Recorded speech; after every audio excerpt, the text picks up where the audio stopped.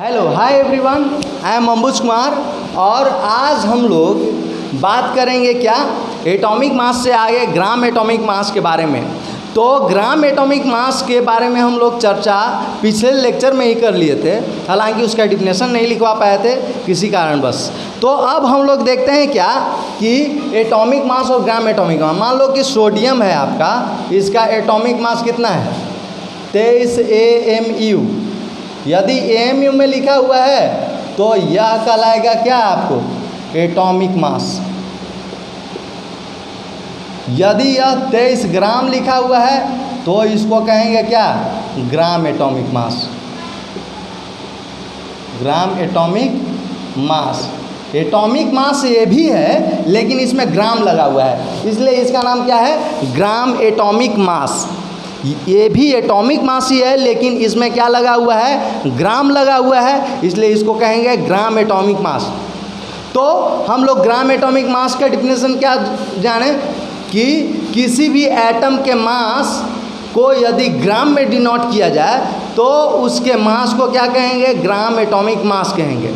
तो उसी को डिफिनेशन के रूप में लिख दिए हैं क्या कि the amount of a substance whose mass in gram is numerically equal to its atomic mass is called gram atomic mass. क्या कि यदि कह रहा है क्या कि न्यूमेरिकली यदि आपस में इक्वल हो, सिर्फ उसका क्या कर दिया जाए यूनिट चेंज कर दिया गया है, ग्राम चेंज कर दिया गया है, इसलिए क्या किए इसका नाम दे दिए ग्राम एटॉमिक मास कर दिए हैं। अब हम बात करते हैं क्या मॉलिक्यूलर मास के बारे में। मॉलिक्यूलर मास, मॉलिक्यूलर मास क्या होता है? तो मॉलिक्यूलर मास के बारे में हम बात कर रहे हैं। जैसे किसी भी मॉलिक्यूल को ले लो, जैसे हम बात करते हैं H2O के बारे में। क्या किए कि इस मॉलिक्यूल को ले लिए, अब इस मॉलिक्यूल को हम H2O को ले लिए हैं, अब इस मॉलिक्यूल के मास को निकाल दो तो हाइड्रोजन का मास 1, अब हाइड्रोजन की संख्या यहाँ पे कितना है 2 है, तो 2 से गुना कर दिए। और ऑक्सीजन के मास कितना होता है 16, अब जोड़ दो तो 2 + 16 कितना 18। अब AMU लिखते हैं, तो क्या 18 AMU लिखना सही है या गलत है? तो हम किसी भी मॉलिक्यूल के लिए एटॉमिक मास यूनिट नहीं देंगे। हम एटम के लिए एटॉमिक मास यूनिट लिखते हैं लेकिन किसी भी मॉलिक्यूल के लिए एटॉमिक मास यूनिट हम लोग नहीं लिखेंगे, उसके लिए लिखेंगे यूनिफाइड मास। ऐसा क्यों? तो यहाँ पे देख रहे हैं कि प्रत्येक एटम के मास को आपस में जोड़ा जा रहा है, कंबाइन किया जा रहा है, कंबाइन करने के बाद उसके मास को लिखा जा रहा है। तो आफ्टर कंबाइनिंग यह क्या कर रहा है कि एक मॉलिक्यूल का मास हमको पता चल रहा है, यानी सब एटम के मास को एकत्रित किया गया है, यानी यूनिफाइड, इसीलिए एकत्रित किया गया है, एकत्रित मास कहिए। मॉलिक्यूल के मास को क्या कह रहे हैं यह एक एटम का मास का जोड़ है, यानी एटम के मास को एकत्रित किया गया है, एकीकृत किया गया है।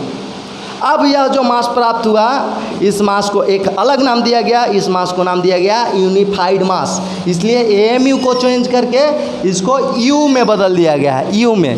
यह क्या कहलाता है? यह कहलाता है यूनिफाइड मास, यूनिफाइड मास, और इसको डिनोट करते हैं U से। तो हम मॉलिक्यूल के मास को AMU में नहीं लिखेंगे, मॉलिक्यूल के मास को AMU में नहीं लिखेंगे, किस में लिखेंगे U में लिखेंगे, यूनिफाइड मास। तो हमको यहाँ से क्या पता चला कि किसी भी मॉलिक्यूल में उपस्थित एटम के मास को यदि जोड़ा जाता है तो जोड़ने के बाद जिसका मास बनता है वह क्या कहलाता है मॉलिक्यूलर मास। तो मॉलिक्यूलर मास का डिफिनेशन क्या हो गया कि the mass of atoms present in a molecule,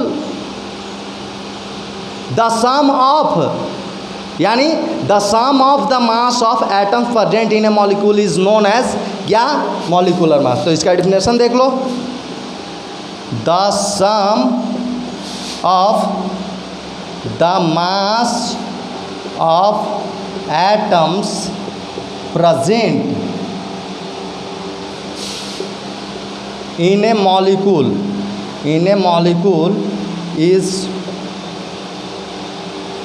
is known as molecular mass, is known as molecular mass. Example में आप देख लो, यह हो गया आपका एग्जाम्पल। अब एक और एग्जाम्पल देख लो, H3PO4, या हम बात करते हैं H2CSO4, यह आसान है। यह क्या हो गया तुम्हारा, ये इसका देख लो, 1×2 प्लस सल्फर का 32 प्लस ऑक्सीजन का 16×4, तो ये कितना हो गया, 2 + 32 और प्लस 64, यह आ गया 98U। तो यहाँ पे हम लोग देख लिए कि यह क्या है। या फिर हम बात करते हैं H3PO4 का, इसका भी क्या होता है, 98U ही होता है। अब हम लोग देख रहे हैं कि U में है तो यह मॉलिक्यूलर मास है, लेकिन यहाँ पे हम देख सकते हैं एक और नोट में देख सकता है, H2O का जो मास है एक 18U भी देख ले सकते हैं और 18 ग्राम भी। जब U के रूप में है, जब U के रूप में होगा तो यह कहलाएगा मॉलिक्यूलर मास, यह कहलाएगा मॉलिक्यूलर मास, मॉलिक्यूलर मास कहलाएगा। और यदि ग्राम में होगा तो यह कहलाएगा ग्राम मॉलिक्यूलर मास। मॉलिक्यूलर मास ही है, मॉलिक्यूलर मास ही है, लेकिन ग्राम में है, इसलिए ग्राम मॉलिक्यूलर मास। या इसी को हम लोग कहते हैं molar mass of molecule, molar mass of molecule. यानी किसी भी मॉलिक्यूल को जब ग्राम में डिनोट करते हैं तो ग्राम मॉलिक्यूलर मास लिखते हैं या फिर मोलर मास लिखते हैं। तो यह था अपना मास ऑफ मॉलिक्यूल, यानी ग्राम मॉलिक्यूलर मास। अभी मॉलिक्यूलर मास देखें कि किसी भी मॉलिक्यूल में जितना भी एटम होता है, उस सारे एटम के मास को यदि जोड़ दिया जाए तो उस मॉलिक्यूल के मास हो जाता है, प्राप्त हो जाता है, यानी उसी को कहते हैं मॉलिक्यूलर मास। और मॉलिक्यूलर मास यू में भी डिनोट कर सकते हैं, ग्राम में भी डिनोट करेंगे। यदि यू में डिनोट करेंगे तो वह कहलाएगा आपका, वह कहलाएगा मॉलिक्यूलर मास। यदि ग्राम में डिनोट करेंगे तो ग्राम मॉलिक्यूलर मास, या उसी को कहेंगे मोलर मास। अब हम बात करते हैं क्या, अब हम बात करते हैं ग्राम मॉलिक्यूलर मास के बारे में। ग्राम molecular mass, gram molecular mass तक लिखेंगे the amount of a substance whose mass in gram is numerically equal to its molecular mass. Its molecular mass is called gram molecular mass, gram molecular mass. Example में आप देख सकते हो, example में आप देख सकते हो, यदि हम बात करें कि हमारा H2O का मास 18 ग्राम लिखा हुआ है तो यह ग्राम मॉलिक्यूलर मास है।